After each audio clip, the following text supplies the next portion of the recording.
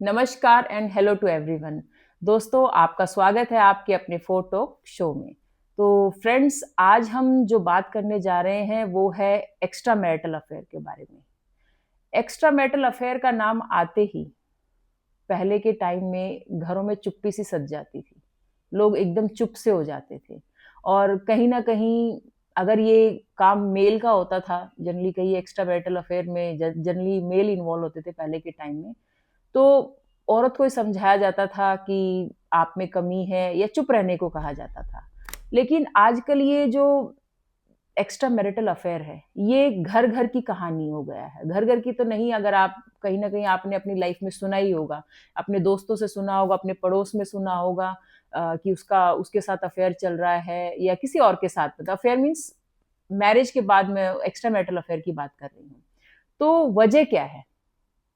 शादियाँ तो पहले के टाइम में क्या होता था कि शादी जो जब भी शादी करते थे, 2 ही तरह की शादियाँ होती थी, एक होती है लव मैरिज, एक होती है अरेंज मैरिज। लव मैरिज में इंसान जिससे प्रेम करता है, जिसे पहले से जानता है, उससे करता है। और अरेंज मैरिज तो आप सबको पता है कि माँ-बाप की मर्ज़ी से होती है और माँ-बाप भी अपने बच्चे के हिसाब से अपने बच्चे के लिए पार्टनर ढूँढते हैं कि जो उसके आने वाले फ्यूचर के लिए अच्छा रहेगा, फाइनेंशियली भी कहिए, और वो वैसा ही पार्टनर ढूँढते हैं अपने बच्चे के लिए जो उसके नेचर का हो। पर कई बार क्या होता है कि गलती हर किसी से हो जाती है। तो कुछ लोग जो लव मैरिज में होते हैं, उनकी शादी अच्छी चलती है, और कुछ लोग जो लव मैरिज में होती है लेकिन उनकी 1-2 साल में भी मतलब उनसे डिसीज़न तो हर किसी से गलत हो जाता है। सेम अरेंज मैरिज में भी है। अरेंज मैरिज में भी यही होता था, कुछ के पार्टनर्स बहुत अच्छे निकलते थे और कुछ के बिल्कुल भी मतलब नहीं अच्छे निकले, तो फिर भी लोगों ने मतलब वो कहते हैं ना कि अपना मन मार के शादियाँ निभाई।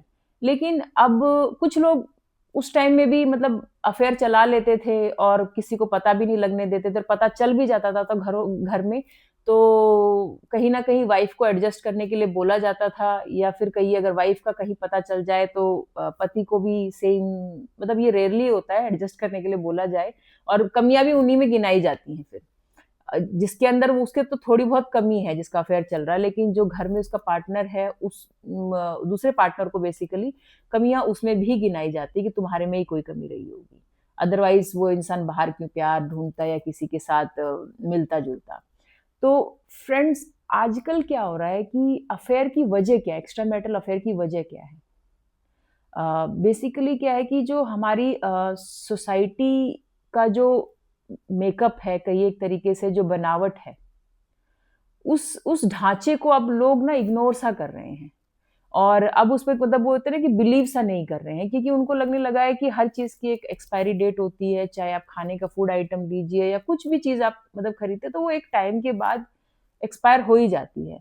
तो शादी क्यों नहीं? मतलब लोग बातें करने लगे हैं कि शादी का भी तो एक रिवाइवल होना चाहिए, कुछ ऐसा होना चाहिए। अब जब जनरली लोग जब जिनकी शादियों को 10-15 या 20 साल हो जाते हैं, तो वो या फिर जनरली वो लोग 40-45 साल की उम्र में होते हैं और वो अपनी लाइफ में कुछ नया ढूँढ रहे होते हैं।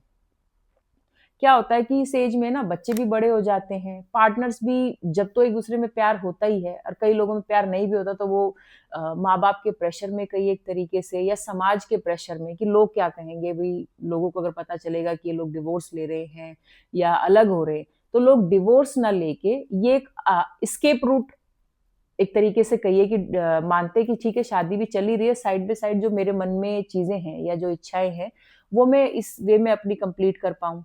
तो इस वजह से लोग, ये एक एस्केप रूट है बेसिकली। शादी भी नहीं तोड़नी है और आपकी जो मन की इच्छाएँ हैं, आप वो भी पूरी कर लेते हैं। तो मेन वजह क्या है? सब यही वजह ढूँढ रहे हैं कि ऐसा क्या हो गया है कि अब बहुत ज़्यादा संख्या बढ़ रही है एक्स्ट्रा मैरिटल अफेयर की। तो एक्स्ट्रा मैरिटल अफेयर की सबसे बड़ी वजह है दोनों पार्टनर्स का एक-दूसरे को इग्नोर करना। इग्नोर करना का मतलब अपने आप में बिज़ी रहना। अब हर किसी को, अब मेल को लगता है कि भई मैं ब्रेड अर्नर हूँ, मैं घर के लिए पैसे कमाता हूँ, पर मेरे जब मैं घर में आता हूँ तो वो रिस्पेक्ट नहीं मिल रही है मुझे, या वो पैम्परनेस नहीं मिल रही है जो मुझे मिलनी चाहिए।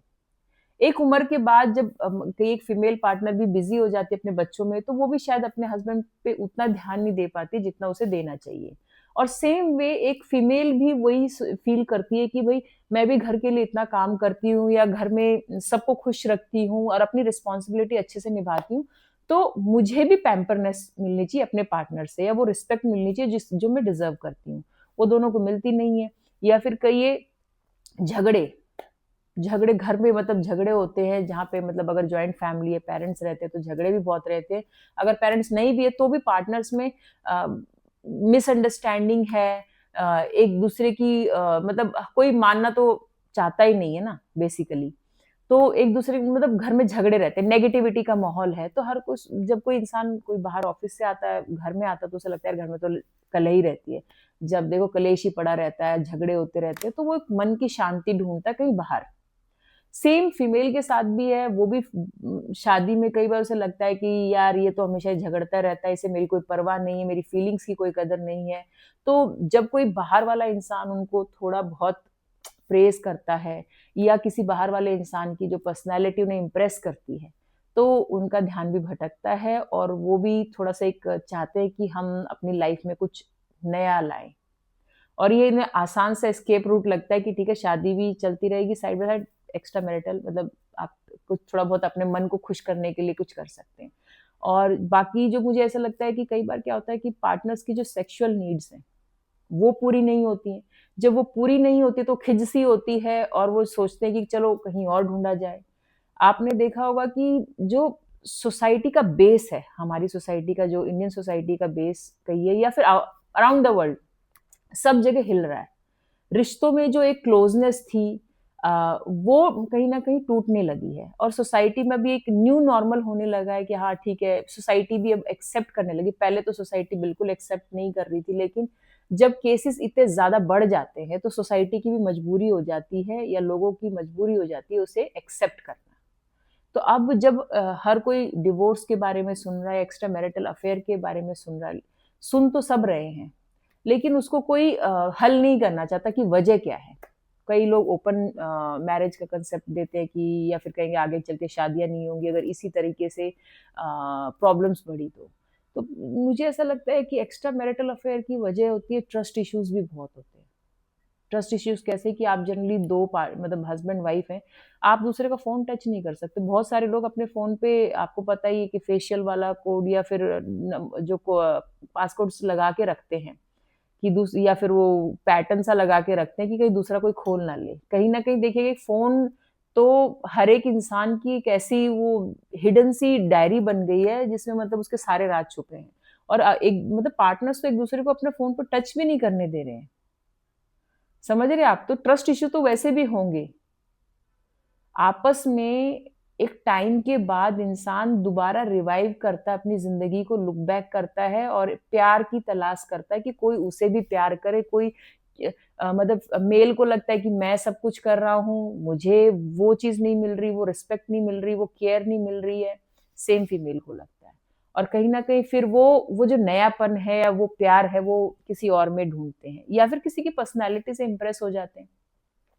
हम ये बहुत सारे लोग मतलब दबी मतलब मन में ये चीज़ होती है बहुत सारे लोगों की कि हर किसी को मतलब एक ही पार्टनर से जो आपके फिज़िकल होना है, फिज़िकल इंटीमेसी हमें एक टैबू सा ही है हमारी सोसाइटी में। लेकिन इंसान किसी भी इंसान से अगर बाहर पूछेंगे तो उसका मन करता है कि वो मल्टीपल पार्टनर्स के साथ फिज़िकली इंटीमेट हो, और ये जो बात मैं कह रही हूँ, ये बहुत सारे लोगों ने महसूस की होगी। कहीं न कहीं हम सब, चाहे वो मेल हो, फीमेल हो, वो सब अट्रैक्टेड फ़ील करते हैं दूसरे लोगों से, या उनसे अच्छी पर्सनैलिटी के लोग उन्हें मिलते हैं, या फिर जो यंग लोग होते हैं, जैसे जो अपने 40s-50s में होते हैं, उनको यंग लोग अट्रैक्ट करते हैं ज़्यादा, उनकी एनर्जी अट्रैक्ट करती है, क्योंकि वो अपने लाइफ़स्टाइल में बोरियत महसूस करते हैं, कुछ नया नहीं है, सेम शेड्यूल उनकी लाइफ़ में चल रहा है, तो वो चाहते हैं कि उनकी ज़िंदगी में कुछ नयापन आए, और वो कुछ न्यू चीज़ एक्सप्लोर करें। अब ये होता है कि एक्स्ट्रा मैरिटल अफेयर से बहुत सारे घर बर्बाद हो जाते हैं। बहुत सारे, एक पार्टनर का अगर अफेयर है तो दूसरा कहीं न कहीं मेंटल पीस जो होता है उसका बर्बाद हो चुका होता है, और कहीं न कहीं वो एंग्ज़ायटी और डिप्रेशन का शिकार भी हो जाता है।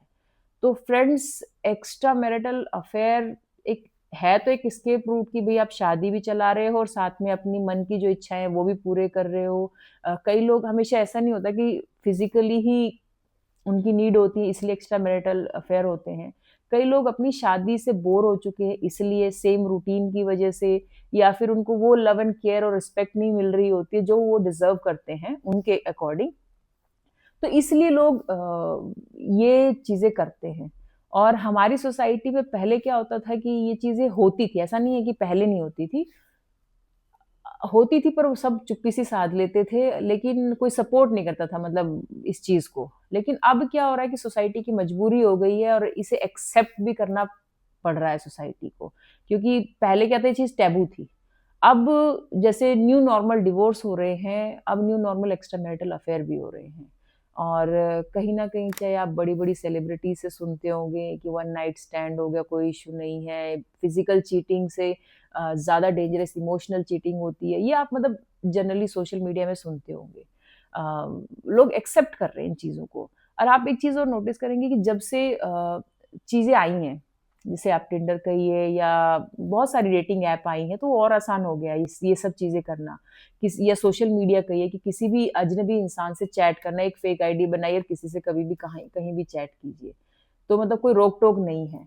तो ऐसे ही पार्टनर्स के बीच में ट्रस्ट इश्यूज़ होते हैं और प्रॉब्लम्स बढ़ती जाती हैं। इस चीज़ का अभी राइट नाउ तो कोई हल नहीं है। अगर मैं कहूँ कि हाँ, नहीं, दोनों पार्टनर्स को एक-दूसरे पे ज़्यादा ध्यान देना चाहिए, बिल्कुल देना चाहिए कि देखिए, शादी तो एक ऑनगोइंग प्रोसेस है। कोई ऐसा नहीं है कि आपने शादी कर ली, बच्चे कर लिए, बस इतना ही है। थोड़ा-सा ये हो जाता है कि लोग जब शादी में थोड़ा टाइम हो जाता है, तो पार्टनर्स एक-दूसरे को फॉर ग्रांटेड लेने लग जाते हैं और हर कोई एक अपने कम्फर्ट स्पेस में आ जाता है। उसको लगता है कि यार ठीक है, अब मैं अपने कंफर्टेबली रह सकती हूँ, जो मेरा मन है, अब मैं अपने मन के हिसाब से रह सकती हूँ। तो जब दोनों अपने मन के हिसाब से रहने लगते हैं, तो वो कहीं न कहीं मिसअंडरस्टैंडिंग शुरू होती है, क्योंकि एक-दूसरे के लिए जो लव एंड केयर है, वो थोड़ा कम होने लगता है और इंसान ना उस टाइम पे अपने आप पे ज़्यादा फ़ोकस कर रहा होता है। जब इंसान अपने आप को ज़्यादा प्रायोरिटी देने लग जाता है, अपने आप को ज़्यादा फ़ोकस करने लग जाता है और सामने वाले पार्टनर को थोड़ा-सा तो इग्नोरेंस होता ही है। तो इसी वजह से वो एक कहावत नहीं है कि सावधानी हटी और दुर्घटना घटी। बस ऐसा ही कुछ आजकल जो एक्स्ट्रा मैरिटल अफेयर का किस्सा है, ये भी कुछ ऐसा ही है। तो फ्रेंड्स, मेरा तो यही कहना है कि एक-दूसरे के साथ स्पेशल बॉन्डिंग बढ़ाइए। फिज़िकल इंटीमेसी भी रखिए, लेकिन फिज़िकल इंटीमेसी से ज़्यादा एक-दूसरे का जो स्पर्श होता है, जो कहते हैं ना कि अगर फिज़िकल इंटीमेसी नहीं है तो लेकिन बातों के तो धनी हो सकते हो आप। मतलब एक-दूसरे के साथ ज़्यादा से ज़्यादा टाइम स्पेंड कीजिए, एक-दूसरे के लिए कुछ कीजिए, कुछ डिफरेंट करिए कि सामने वाले को एहसास कराइए कि आप उनकी ज़िंदगी में अब भी इम्पोर्टेंट है, अब भी आप मायने रखते हैं उनके लिए। और एक-दूसरे के बीच में जो ट्रांसपेरेंसी होती है, जो आप लोग अपने फ़ोनों में छुपाते घूमते हो, किसी से चैट कर ली, किसी से मिल ली, चैटें डिलीट कर दी, मत करिए। मतलब बेटर है कि आप सामने मतलब ये ट्रस्ट इश्यूज़ नहीं होने चाहिए। अगर आपके मन में ऐसी कोई फैंटेसी है मल्टीपल पार्टनर्स के साथ इंटीमेट होने की या कुछ है, तो शादी से पहले कीजिए या फिर अपने पार्टनर्स के साथ ये चीज़ें शेयर कीजिए। हालाँकि ये भी एक टैबू ही है, अगर आप पार्टनर के साथ शेयर करोगे तो पता नहीं आपके बारे में क्या सोचेगा। लेकिन जो मन में है, दिल में है, वो ज़ुबान पे ज़रूर होना चाहिए। अपने पार्टनर्स के साथ आप क्या फ़ील कर रहे हो, कैसा फ़ील कर रहे हो, वो ज़रूर मतलब करना चाहिए। बहुत सारे लोग कहेंगे कि भई हमारे पार्टनर्स तो इतने कैपेबल नहीं हैं, वो नहीं समझेंगे या इन बातों को वो नहीं एग्री करेंगे। फ्रेंड देखो, अब एग्री करेंगे, नहीं क एग्री करेंगे इसका तो मैं कुछ नहीं कह सकती, बट ये तो सच ही है। अभी तो लोग अभी हम मतलब क्यों ढूँढ रहे हैं दूसरों के साथ सुकून या फिज़िकल इंटीमेसी कहिए या फिर दूसरे के प्रति अट्रैक्टेड क्यों हो रहे हैं? कुछ तो वजह होगी ना। हम सबके मन में एक अलग ही फैंटेसी चलती रहती है और बहुत सारे लोग उसको एक्सप्रेस ही नहीं कर पाते। अगर हम समाज में अपनी फैंटेसी एक्सप्रेस कर दें ना, तो तबाही आ जाएगी। तो इसलिए कुछ चीज़ें मतलब ढकी रहनी चाहिए। तो मैं यही कहूँगी कि अपने पार्टनर्स के साथ जितने ट्रांसपेरेंट रह सकते हैं, उतने ट्रांसपेरेंट रहिए। जितना एक-दूसरे के प्रति लव एंड केयर कर सकते हैं, बेटर कीजिए, क्योंकि रिस्पॉन्सिबिलिटीज़ तो साइड बाय साइड चलती ही रहेंगी। बच्चे बच्चे तो एक दिन बड़े हो ही जाएँगे और वो अपनी लाइफ़ आगे मतलब कंटिन्यू करेंगे, लेकिन कहीं न कहीं एंड में आप दोनों ही रह जाओगे। तो बेटर है कि एक-दूसरे को अच्छे से अंडरस्टैंड करें। अगर नहीं बन रही है, नहीं आपका रिलेशन इतना अच्छा शुरू में ही आपको एहसास हो जाता है नहीं चलेगा, तो आप छोड़ के आप दूसरा पार्टनर ढूँढ सकते हैं अपने लिए जिसके साथ आप बेटर फ़ील करें। पर एक उम्र के बाद जब आप बहुत ज़्यादा एक-दूसरे के साथ रह चुके हैं, तो ये बोरियत के लिए या कुछ इन चीज़ों की वजह से अपने रिश्ते को मत तोड़िए। तो फ्रेंड्स, आज का मेरा टॉपिक यही था एक्स्ट्रा मैरिटल अफेयर का। आपको अच्छा लगा हो तो लाइक एंड सब्सक्राइब करना ना भूलें, और आपके भी पॉइंट ऑफ व्यू जो है वो आप कमेंट बॉक्स में ज़रूर लिख सकते हैं। Thank you.